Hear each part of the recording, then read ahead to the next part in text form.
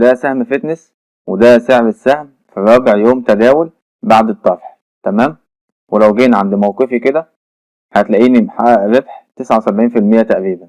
تمام. في الفيديو ده احنا هنتكلم عن استراتيجية 5 وهي استراتيجية الاكتتاب. هتقول يا باشمهندس احمد انت اتكلمت في استراتيجية 4 عن الاكتتاب. هقول لك ان اكتتاب سهم فتنس مختلف عن اكتتاب سهم ديجيتايز. تمام. لان سهم فتنس انت تقدر ترجع الاسهم بتاعتك تاني لو انت ما كسبتش في الاكتتاب ده. عشان تعرف ازاي ترجع الاسهم بتاعتك لو خسرت في الاكتتاب كمل معايا الفيديو للنهايه. انا مهندس احمد وكل المطلوب منك انك تصلي على النبي وتركز معايا. قبل ما نبدا نتكلم في استراتيجيه 5 تعال نشوف سهم ديجيتايز عمل ايه بعد شهر تقريبا. تمام. من تاريخ الطرح بتاعه دلوقتي سعر السهم 10 جنيه ونص وتقريبا عدى شهر تقريبا عن ايه اول يوم او اول جلسه تداول تم فيها الطرح او تم فيها التداول على السهم. لو جينا نشوف موقفي زي ما انت شايف كده هتلاقي نسبة الربح بتاعتي تقريبا 150% او 109 او 147%. تمام. في شهر واحد. انت متخيل النسبة؟ وسهم لسه حديث ما بقالوش شهر في البورصة المصرية. تمام. فهسيب لك الفيديو اللي كنت بتكلم فيه عن اكتتاب سهم ديجيتايز ودلوقتي هنبدأ نتكلم في استراتيجية 5 بتاعة سهم فتنس. بعد ما بتشترك في الاكتتاب هسيب لك لينك الفيديو ازاي تشترك في الاكتتاب في وصف الفيديو. بيجي لك زي ما انت شايف كده على ايميل الجيميل بتاعك ايميل بيقول لك فيه ان تم الاشتراك في الاكتتاب وتم تخصيص نسبة كذا او الاسهم اللي انت خدتها كذا من الاكتتاب. وقال لك ان نسبة التخصيص بتاع الاكتتاب ده 8.91%. يعني اللي كان طالب 100 سهم هياخد 9 اسهم بس. تمام. يعني الاكتتاب تقريبا اتغطى 11 مرة. ده اللي بيحصل بعد ما بتشترك في الاكتتاب. تعالى بقى نتكلم عن الاستراتيجية بتاعتنا النهاردة وهو ازاي ان انت تقدر ترجع الاسهم بتاعتك لو انت او الاسهم بتاعتك دي ما كسبتش. تمام. زي ما شرحت في الفيديو بتاع اكتتاب سهم فتنس. سهم فتنس كان أول تداول عليه كان سعر السهم جنيه وعشرين قرش. تمام. ده كان القيمة العادلة للسهم. والسهم ده حقق نسبة تقريبا 64% أو 65% ربح في أول جلسة بس. تمام. هتقولي إيه الاختلاف ما بين الاكتتاب ده واكتتاب سهم ديجيتايز؟ هقولك إن اكتتاب سهم فتنس معمول له آلية استقرار سعر السهم عقب الطرح. يعني إيه؟ يعني الآلية دي بتحافظ على استقرار سعر السهم. هقولك إن هما فتحوا حساب في البنك. تمام. وحطوا فيه نسبة 25% من قيمة الأسهم اللي اتباعت في الاكتتاب. تمام. والفلوس دي حطوها في البنك عشان في خلال 30 يوم لو انت حبيت ان انت ترجع الأسهم بتاعتك كل اللي عليك ان انت هتعمل أمر بيع بالسعر اللي انت اشتريت بيه جنيه وعشرين قرش. تمام. ولما تيجي تشوف كده هتلاقي مثلا تعريف الحساب حساب بنكي مستقل باسم شركة دو كابيتال للاستثمارات المالية. تمام. دي الشركة المسؤولة عن الاكتتاب بصفتها مدير الطرح لدى البنك الشركة المصرفية العربية الدولية فرع 6 أكتوبر ويدير الحساب بصفتها مدير الطرح. تمام. ايه بقى الهدف من الحساب ده؟ دعم استقرار سعر تداول السهم بالبورصة وذلك بالتعامل على أسهم الشركة من خلال أمر الشراء للأسهم بسعر الطرح النهائي بقيمة المبلغ المنصوص عليه بالفقرة التالية وذلك بنظام حساب الاستقرار المفتوح بالبورصة المصرية لراغب البيع من المساهمين المشترين بالطرح العام. تمام. يعني الناس اللي اشترت في الطرح بس او الناس اللي اشتركت في الطرح مش اللي جت بعد اول جلسة تداول تشتري. لا الناس اللي اشتركت في الطرح بس هي اللي يحق ليها انها تبيع الاسهم بتاعتها بالسعر اللي هي اشترت بيه. تمام. طيب هنيجي نقول كل الناس اللي اشتركت في الطرح تقدر ترجع الاسهم بتاعتها؟ اقول لك لا. لان لو فاكر احنا قلنا ان هم يجيبوا مبلغ بنسبة 25% من الاسهم اللي تم الاكتتاب بيها يعملوا بيها حساب في البنك ويدعموا بيها سعر السهم. تمام. فعشان كده 25% بس من الناس اللي هم يقدروا ان هم يرجعوا الاسهم بتاعتهم. بس برضو كل الناس ممكن تقدر ترجع الاسهم بتاعتها. تقول لي ازاي يا باشمهندس احمد؟ هقول لك لان الصندوق ده او الحساب ده بيغطي نسبة 25% من الاسهم اللي تم الاكتتاب عليها. طب لو جينا مثلا في خلال جلسات التداول في الشهر ده 50% من الاسهم اللي تم الاكتتاب عليها اتباعت يبقى كده 50% واحنا معانا هنغطي نسبة 25% يبقى انت كده تقدر ترجع نص الاسهم بتاعتك. تمام.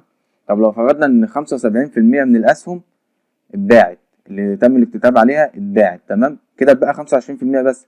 فنسبة 25% بتاعت الاسهم بتساوي نسبة 25% بتاع الصندوق. فكده كل الناس اللي لسه معاها الاسهم من الاكتتاب ما باعتهاش تقدر ترجعها. والكلام اللي انا شرحته ده موجود هنا اهو. الموارد المالية للحساب يتم تمويل حساب استقرار سعر السهم بقيمة 25% من إجمالي حصيلة الطرح العام التي قام المساهمين البائعين ببيعها في الطرح العام. ومدة الحساب تكون مدة الحساب 30 يوما ميلادية. بتبدأ من إمتى؟ بتبدأ من أول يوم تداول لأسهم الشركة بالبورصة المصرية. تمام؟ يبقى نلخص الفيديو تاني كده. لو انت اشتركت في الاكتتاب هيجيلك رسالة على ايميل الجيميل بتاعك هيقولك ان انت جالك كام سهم من الاكتتاب اللي انت اشتركت فيه. تمام كده. وبعدين لو السهم عليه آلية استقرار سعر السهم، تمام، هتقدر ان انت ترجع جزء من الاسهم بتاعتك اللي هو بيحدده لك هنا اللي هو نسبة 25%. طب لو فرضنا ان نسبة 75% من الناس اللي هي اشتركت في الاكتتاب باعت الاسهم بتاعتها في خلال المدة اللي هي شهر، يبقى كده 25%. لو انت من الناس ال 25% دول اللي ما بعتش الاسهم بتاعتك خلال الشهر، والاسهم مثلا كانت نزلت عن عن السعر اللي انت اشتريت بيه، تقدر ان انت تبيع الاسهم دي بالسعر اللي انت اشتريت بيه. تمام. وزي ما احنا شايفين ان ارباح الاكتتاب بتبقى عالية جدا في مدة قليلة. يعني مثلا السهم ده نازل بجنيه و20 قرش، دي القيمة العادلة بتاعته. ولو جينا نشوف سعره النهاردة في رابع جلسة تداول، زي ما انت شايف كده ان سعره النهاردة 2 جنيه و20 قرش. تمام. يعني محقق معايا تقريبا نسبة ربح زي ما احنا قلنا 79% تقريبا. وسهم ديجيتايز كان محقق معانا تقريبا 150% في خلال شهر. تمام. طبعا مش لازم كل الاكتتابات تحقق فيها نفس النسبة، في اكتتابات بتحقق أعلى وفي اكتتابات بتخسر.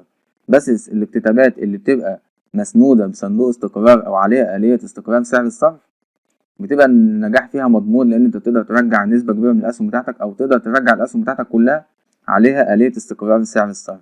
تمام.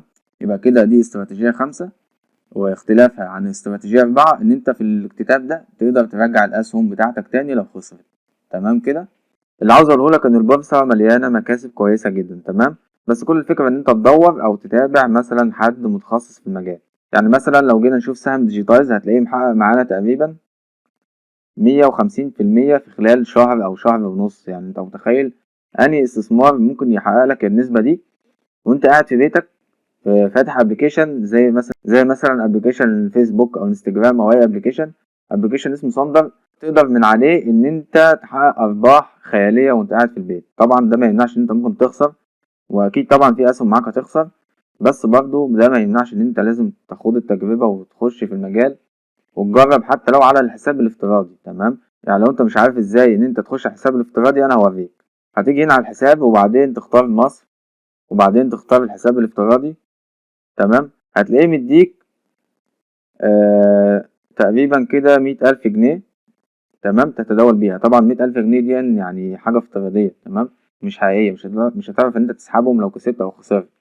بس الفكرة ان انت تجرب وتحاول وتشوف ان انت ممكن تكسب قد ايه، وتبدأ تخش الحساب الحقيقي. تقدر تعمل ايداع باربع طرق. تمام. فودافون كاش او انستا باي او اي حاجة. وتقدر مثلا تعمل ايداع باي قيمة، وكده كده انت بتاخد جايزة اول ما تنزل الابليكيشن. تقدر تتداول بالجايزة دي برضو. تمام. والدنيا حلوة، الدنيا بقت سهلة عن زمان، سهلة كتير. وزي ما انت شايف كده ان احنا ممكن نحقق ارباح كويسة جدا. كل الفكرة بس ان انت تبدأ تاخد الخطوة، ما تضيعش وقتك، وحاول ان انت تستفيد بالحاجات دي وبالامكانيات المتاحة في العصر ده اقصى استفادة. تمام. وكمان انت على التطبيق ده تقدر تشتري ذهب. يعني الاستثمار هنا كمان تقدر ان انت تشتري ذهب على التطبيق ده. وكمان ذهب بنسبة مثلا لو انت عاوز تشتري ب100 جنيه او ب20 جنيه ذهب هتقدر تشتري ذهب. تمام. هوريك دلوقتي تخش على الحساب الحقيقي تاني. لما ترجع على الحساب الحقيقي وتشوف قائمة اكتشف هتلاقي حاطط لك صندوق الدهب اهو في أول حاجة. تمام. لما تخش عليه هتلاقي صندوق الدهب محقق في آخر شهر تقريبا 17% مكسب. تمام. هتلاقي ده الصندوق تقدر تشتري عادي وثائق عادي زي أي حد زي أي سهم. تمام. الوثيقة هنا عاملة تقريبا 11 جنيه و80 قرش. تمام. تقدر تشتري وثيقتين 10 وثائق 100 وثيقة. تمام. أنا عملت فيديو عن صندوق الدهب ده موضح فيه كل حاجة ويعني إيه الصندوق ده أصلا وبيتكون من إيه. هسيب لك لينك الفيديو ده في وصف الفيديو. الأبلكيشن بتاع صندر ده بصراحة كل يوم بيتطور، وهي دلوقتي بقت الشركة رقم 4 في شركات الوساطة المالية اللي موجودة في مصر. أنا أول ما بدأت مع صندر كانت هي الشركة رقم 72، دلوقتي هي رقم 4 من ضمن تقريبا 100 وحاجة شركة. تمام. الموضوع بصراحة يستحق إن أنت تجربه لو أنت لسه مجربتش لحد دلوقتي. فالموضوع بصراحة يستحق إن أنت تجرب وتخش، حتى لو هتخش ب50 جنيه أو ب100 جنيه وتاخد خبرة عن الموضوع. على الأقل هتتعلم، ويمكن في يوم من الأيام لو أنت فاضي معاك فلوس وشفت فرصة تقدر تستغلها، بدل قيمة الفلوس دي ما تقل معاك وبدل ما تضيع الفلوس دي في أي حاجة ملهاش لازمة. تمام. أنا مهندس أحمد، وأتمنى أكون قدرت أفيدك في الفيديو ده. وما تنساش إن أنت تصلي على النبي قبل ما تقفل الفيديو. سلام.